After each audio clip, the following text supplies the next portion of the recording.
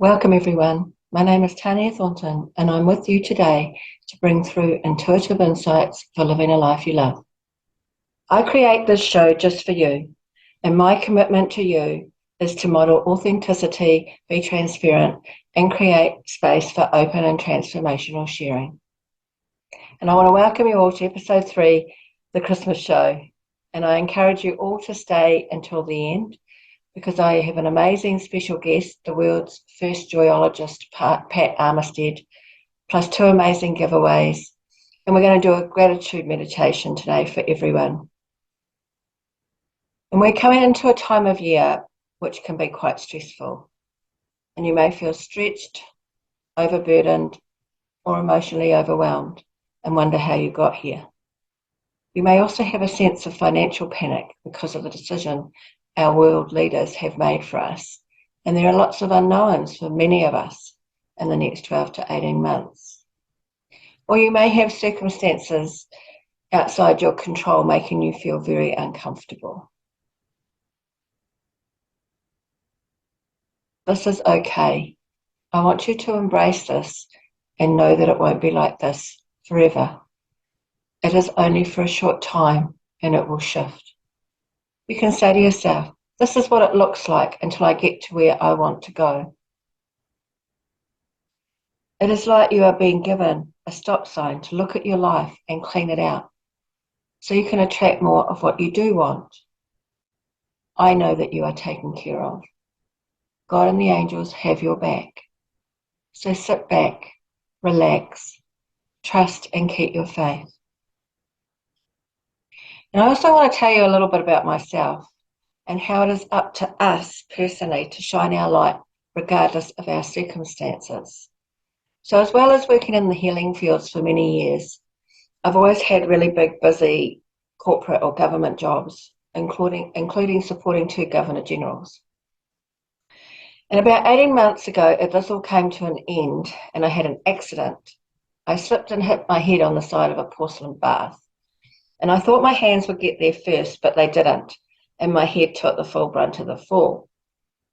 And I can tell you that this fall has changed my life. And when it first happened, I struggled to get out of bed. I couldn't cook, clean, drive, or my brain didn't process properly and felt like it had been scrambled. And since then, my working life has changed significantly. And on top of this, my husband Wayne has also had health issues. And sometimes I've really struggled adapting to all these changes. But while I have been recovering, a whole new world opened up to me. And I was able to volunteer at the Wellington City Mission, helping to feed the vulnerable people in New Zealand, as well as the Wellington Zoo. I volunteered at the zoo, which was awesome, preparing food for all the animals. And I've also been able to give to many families who have lost loved ones tragically or have simply needed a hand.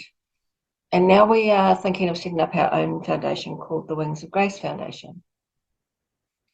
And I have also had time to learn about beekeeping. And I actually love being out with the bees and just keeping my mind keeps you so much in the moment. And I've also signed up to Mary Morrissey's Brave Thinking Masters Program, which provides me with support, videos and training sessions and keeps my mind at a level that helps me. I've also organised a clothes stylist, a photo shoot and created 2 websites for myself. And you can visit them at www.insightsfromtania.com and my celebrant website at www.taniacelebrant.co.nz. And I have also been given the opportunity to write my book, Insights from the Heart, to help heal many people. And it has small chapters on gratitude, healing, unconditional love, wounds, money, relationships, stress, and many other subjects. And it gives you affirmations to help you. And you can find my book on the product page on my website, and the website is www.insightsfromtania.com. And you can purchase a copy of my book from there. And I've also been running some de-stress, relax and heal group sessions on prior to Christmas, and there'll be more after Christmas. I'm ready to present in front of audiences, so I'm putting this out there. And my dream, my big dream, is to host my own award-winning TV show. And with the help of my amazing guest, Pat Armistead, I am learning to create my own YouTube channel for all of you.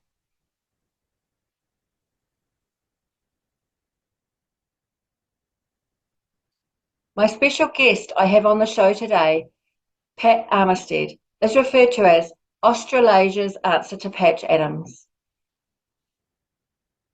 Pat is the epitome of good humour, unwavering positivity and creativity.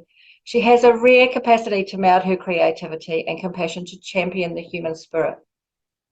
Pat leads people to find joy where it appears there is none.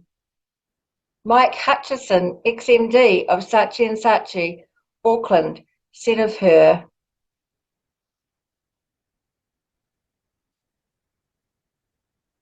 Pat is one of the most emotionally intelligent people I know.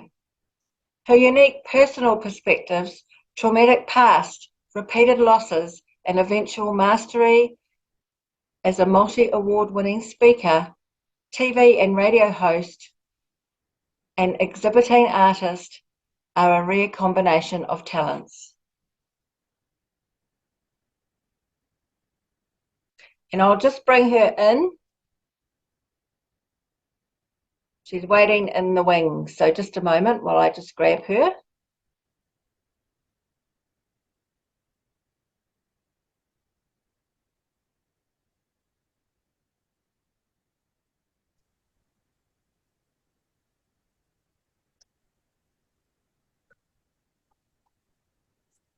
So welcome, Pat. Hello. Good to see you. So first of all, I want to say it's a privilege and honour to have you on the show, and I am feeling blessed to have you here. Thank you so much. That's lovely. So, Pat, I am very curious about your role as a joyologist, being the first one ever. So could you tell us a bit about what you do? Yes. I didn't learn about joy by studying joy. I learned about joy through my experience of shame, grief, and embarrassment. So joyology is 21 years old now, and across that time I've been delivering conferences in keynotes. I've delivered over 1,000.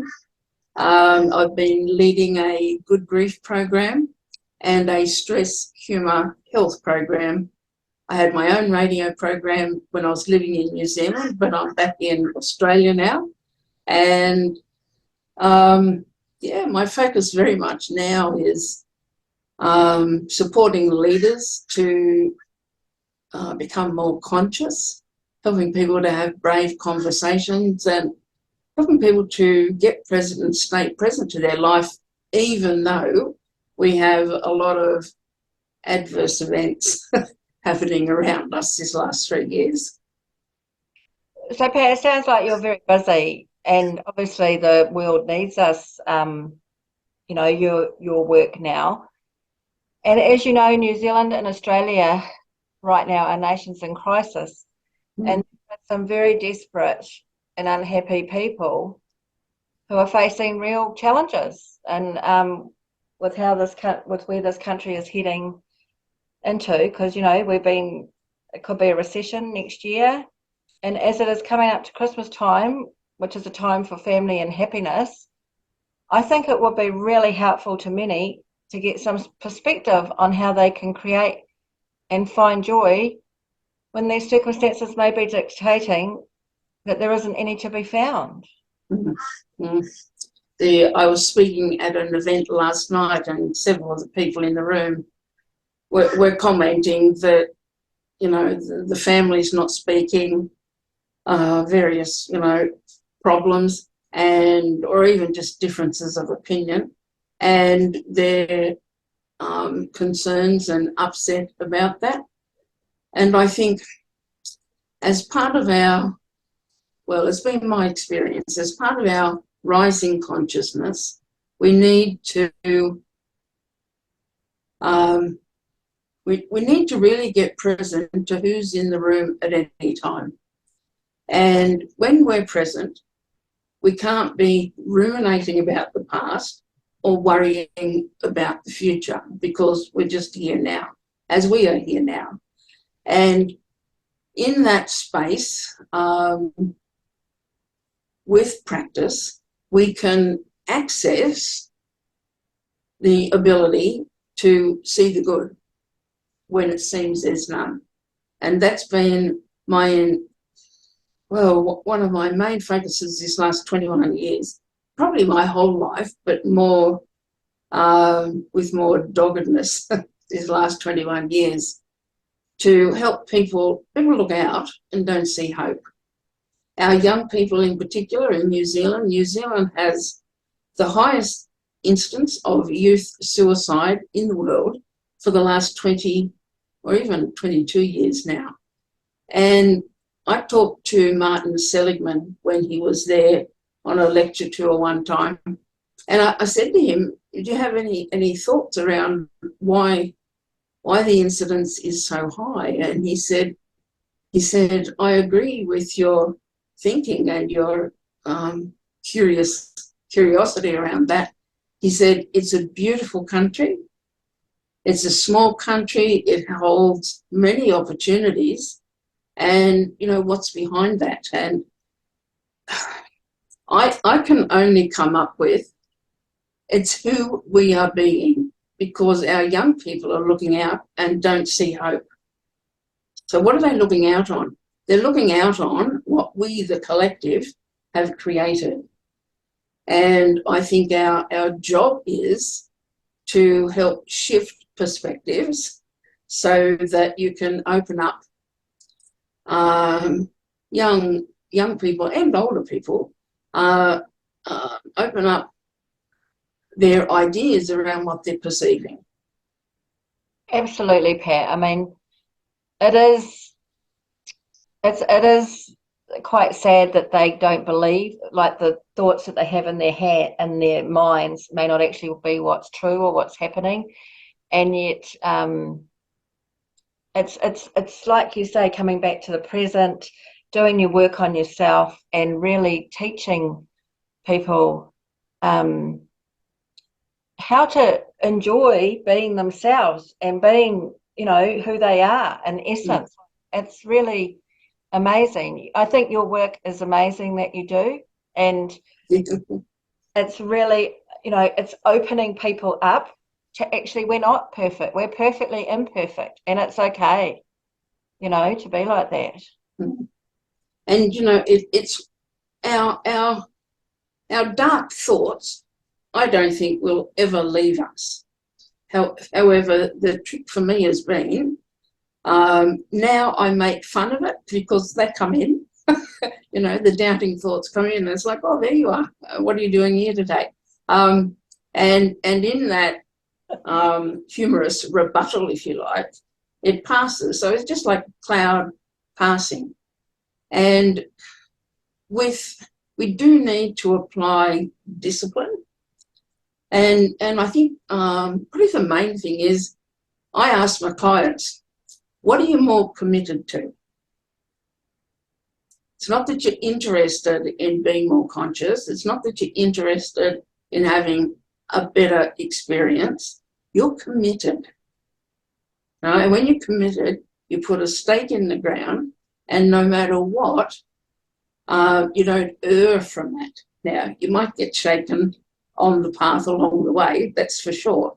However, that resolute commitment is what helps you weather the storm, right? I call it, you reach a place of equanimity, where you're no longer experiencing the peaks and troughs in such a huge way, more like you're traveling along and you're weaving your way around the blocks and the obstacles. And so you're not so battered and bruised. Now, that's not to say that people who are being abused, people who are in, very dire circumstances financially, it's not to say that they can look out in this moment and shift their circumstances. but we can. You know, we have had here in Australia, a woman has been murdered every week.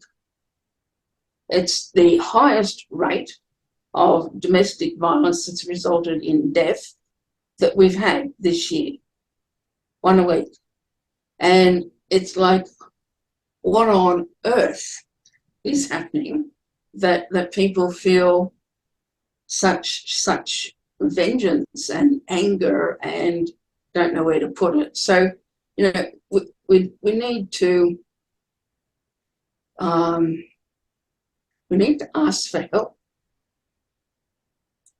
I was a victim of domestic violence many years ago, and I was so proud. I was matron of a hospital at the time, and there was just no way that I wanted any of the other matrons of the other hospitals or senior nursing staff to know that that was my life when I went home.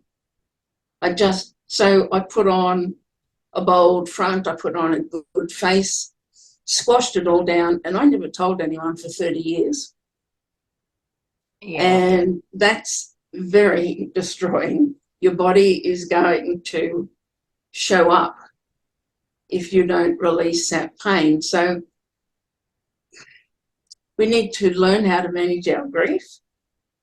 There are support mechanisms out there, and if the first person you encounter is not serving, then find another.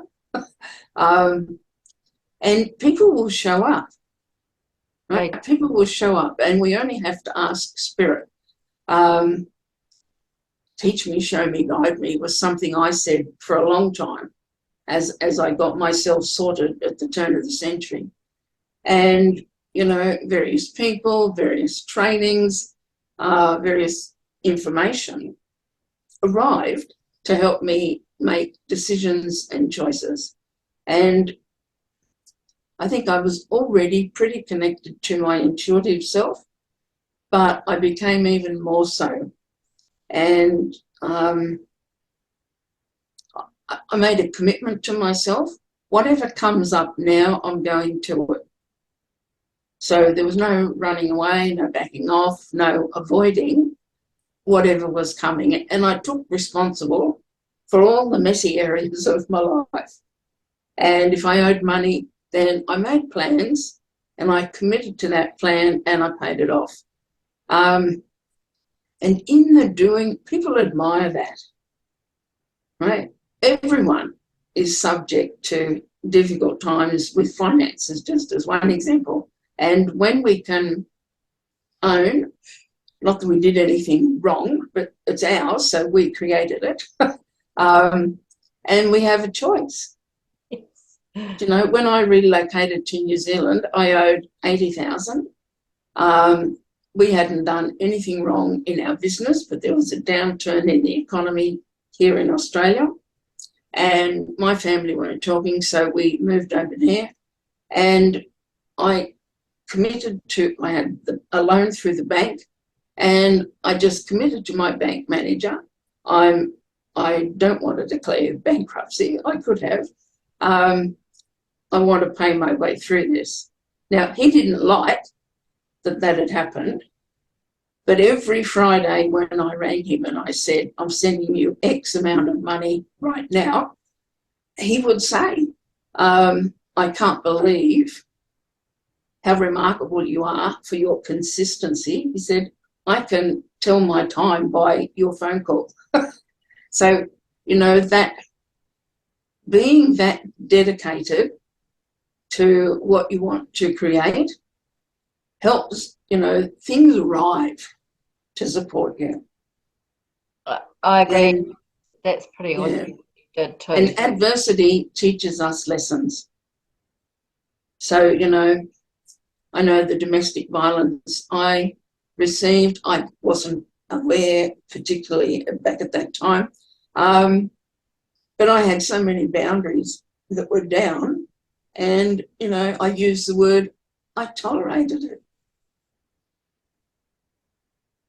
And out of shame and embarrassment, I told no one. And that's a huge burden to carry. And we're just seeing so much now. So for people who are in that wounded space, then, to be able to reach out somewhere and for us to be aware,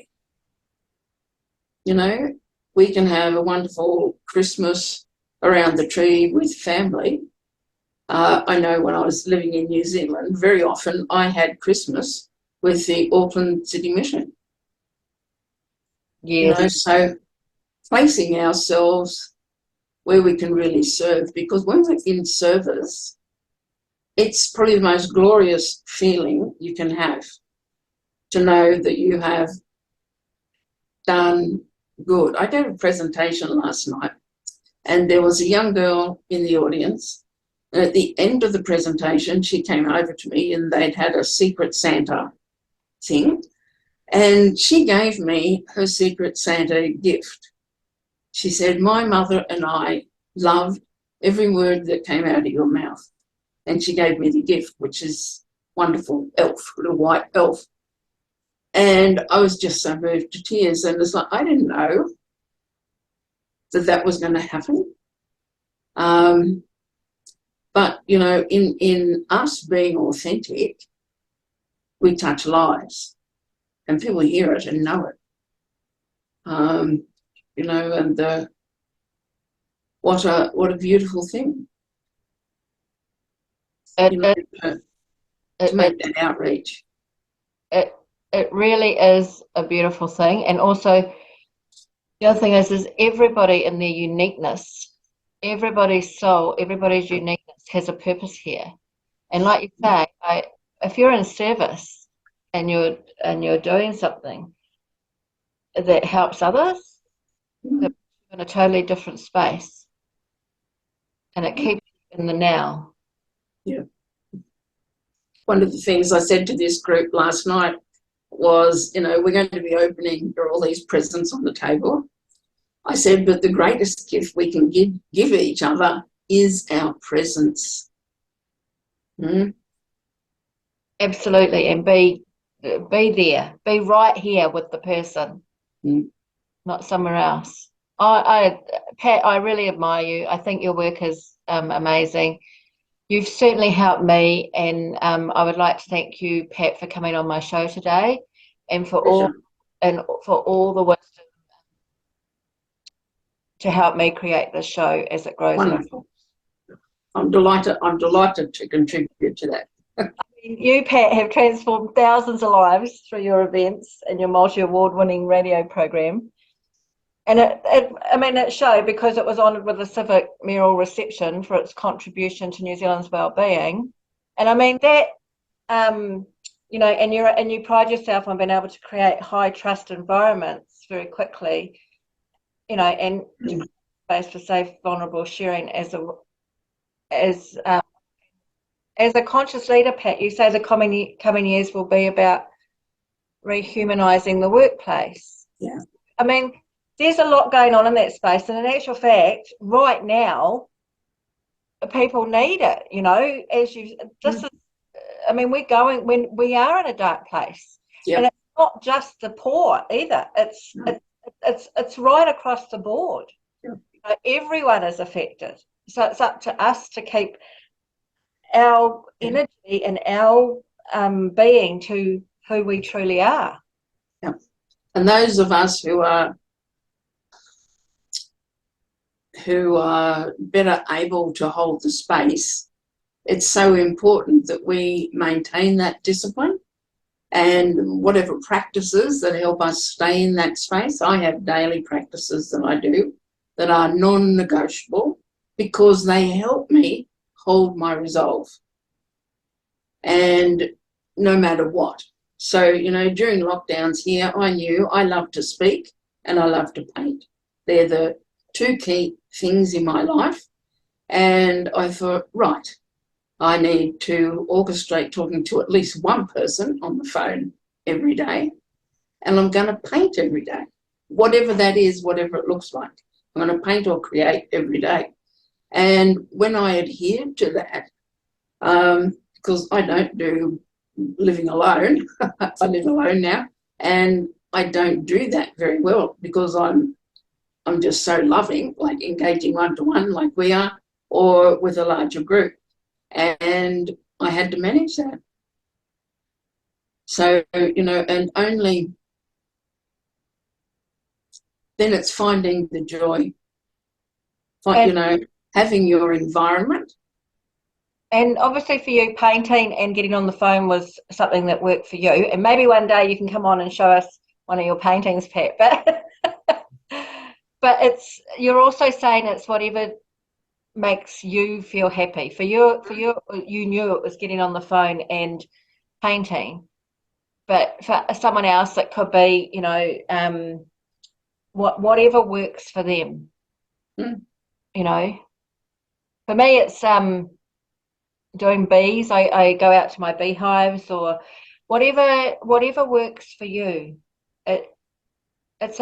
You need to find something that brings joy or happiness into your life, and it doesn't have to cost money, Pat. Yeah. I think you said to me one of the best times of your life was going and visiting the Auckland City Mission or visiting some woman, was it at the mission or somewhere else? And you knew when you turned up that they had a big smile on their face to see you. That was in a rest home. Oh, sorry. But but that brought you joy as well, didn't it? To know that. Absolutely. And that was at a period when I was moving through a great period of loss, grief and loss. And sometimes I'd even be crying as I was driving to that engagement. And I tidied myself up in the car park and, refresh myself.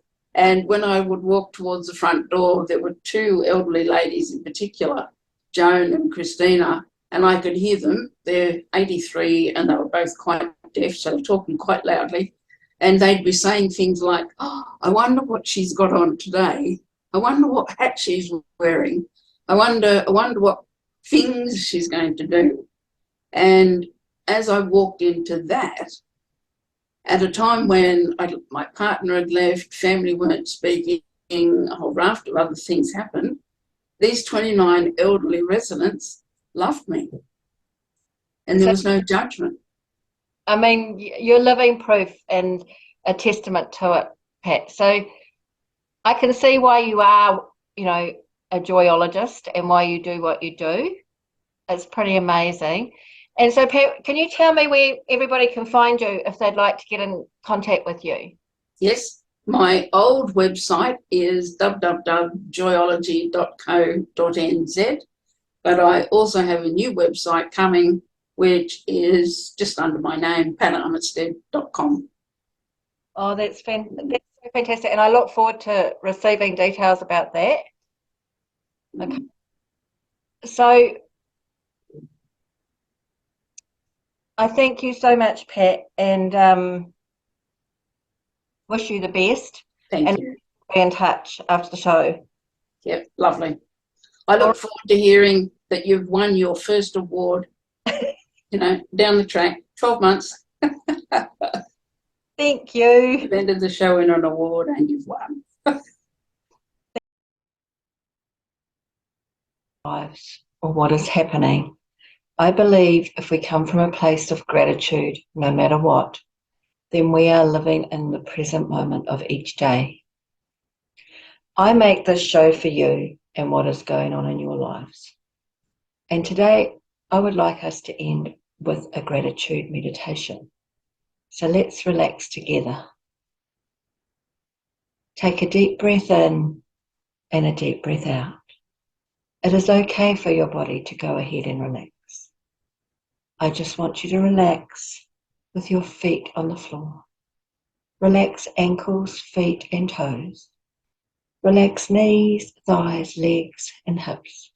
Relax your belly and your upper body. Relax your shoulders, arms, hands and fingers. Relax chin, cheeks, nose and the top of your head. So now you are so relaxed, we can start. So while I'm so relaxed, I see myself floating in the atmosphere. And I notice the more peaceful I feel. And I have a greater view of things. And an immense feeling of gratitude for my life, begins to well up inside me. I am grateful that I can breathe and have this life. I am grateful that I can breathe in and breathe out. I am grateful for the power that beats my heart. I am grateful for the circulation of life I call my own. I know that gratitude is the frequency of abundance. Expanding my gratitude allows for more abundance in my life.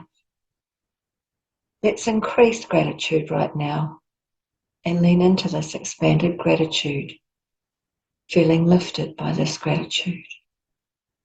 I am grateful to the Bank of the Universe. May you continue to create abundance for me. I am grateful for the opportunities that are given to me, and may I stay fully present to be able to see these opportunities. And then gently come back to the ground, to your life. Get your feet back on the ground and choose to stay grateful for this entire day. You can open your eyes now with a whole new gratitude. And I'm grateful that I'm able to work on my angel card deck right now. And today we have picked the Angel of Gratitude. And she is here to uplift you with the feeling of gratitude. And here she is. She's very beautiful. So as I've mentioned before, I had to have a bang on the head to reprioritise my life. So don't you wait for a bang on the head. You start reprioritising your life now. And I know that if you are more present, you will create a life with more opportunities, more fun, more spontaneity, and more freedom, moving towards living the life you love. Throughout my recovery from my fall, the things that I loved most was being able to give brand new shoes and clothes to the children at the Wellington City Mission, to feeding the people at the Wellington City Mission, and giving close encounters to the volunteers at the zoo, as well as all being able to give to the families who've lost loved ones. I loved the gift of giving. And this is why we have 2 grocery vouchers to give away. And the code word you need to remember is gratitude. And once you have watched this link, if you are in New Zealand, then please message me the code word gratitude to healerinsightsfromtania.com and tell me what a difference a $50 grocery voucher would make in your life or someone else's life right now. And if you are the winner, we will get them out to you.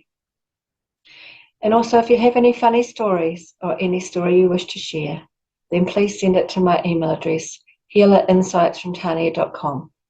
If your story is the one that is shared, you will receive an electronic copy of my book, Insights from the Heart. Thank you, Pat Armistead, for being an amazing coach. This show would not have come to life if it wasn't for you and your experience. Thank you so much. And with all our challenges, 2022 has been awesome, and we can't wait for 2023 and visiting the Treasure House orphanage in Fiji to share more Christmas cheer.